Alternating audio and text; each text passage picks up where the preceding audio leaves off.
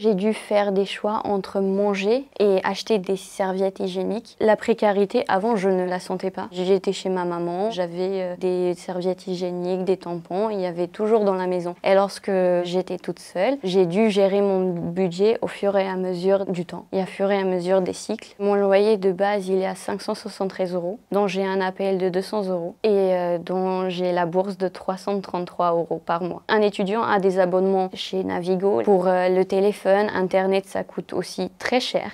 J'arrivais pas à me gérer avec ce budget et j'avais honte à ce moment-là de me demander soit à un professeur, soit à ses amis. Il y a toujours cette barrière de la honte. Je me autogérais dans mon coin en train de faire des petits stocks et demander soit à ma maman, soit à ma grand-mère de m'aider avec le budget pour les serviettes hygiéniques. C'est un budget parmi d'autres, mais c'est le budget qui est le plus important pour une femme, je dirais. J'ai eu des moyens, on va dire, extrême. Je devais couper un drap pour échanger contre une serviette. Je manquais des heures de cours à la fac juste pour rester à la maison et être propre sur soi. Je ne suis pas allée me tourner vers des associations parce que, comme je vous ai dit, j'avais honte. J'avais toujours cette honte de dire que pourquoi moi je ne peux pas gérer mon budget menstruel alors que les autres ils peuvent.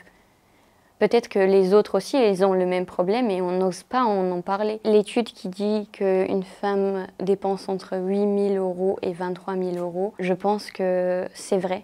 Je m'attendais à ce chiffre. 2 ou 3 paquets par cycle, ça arrive à ce budget au cours d'une vie d'une femme. C'est toute une organisation pour une femme, se dire qu'on doit être à telle heure à l'école, on doit anticiper pour la journée, pour le lendemain, pour 3 jours plus tard, parce que le cycle il dure une semaine. Cette semaine de cycle, c'est la pire semaine de ma vie. Avec des douleurs, des maux de tête. On n'est pas concentré parce qu'on se dit « Oh là là, je vais me tâcher, est-ce que je suis bien ?» ou des trucs comme ça. Et la fac ne propose pas des serviettes pour les femmes. Je me rappelle toujours qu'une fois, j'étais au collège, le boîtier de serviettes, il n'a jamais été rempli. Il ne fonctionnait même pas.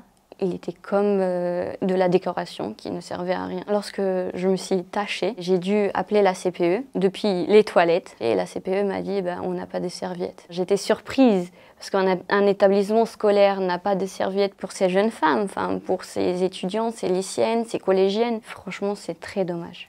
La précarité menstruelle, ça renforce les inégalités entre les hommes et les femmes à 100%. Parce que les hommes ne vont pas dépenser 500 cycles fois 3 €, 4 € en moyenne pour des serviettes. Non, ils ne vont jamais dépenser pour ça. Ils pourront s'acheter à la place, je sais pas, une voiture ou un scooter. Non, on doit dépenser pour ça. Et cette société, elle doit changer, elle doit rendre la gratuité des serviettes, des tampons pour les femmes. Des fois, je me suis dit, est-ce que j'arrête les études, je me mets à travailler, comme ça j'aurai de l'argent pour vivre mieux, pour vivre une vie...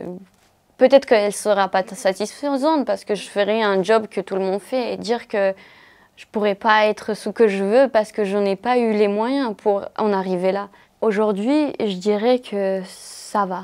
Mais il y a toujours des petites précarités au bout du mois. Si on aurait beaucoup plus parlé des règles, il y aura moins de précarité. Lorsque les gens sont ouverts à un sujet, c'est plus facile à en parler avec eux, c'est plus facile à se livrer à ce sujet, à dire que j'ai mes règles, est-ce que tu pourras m'aider ?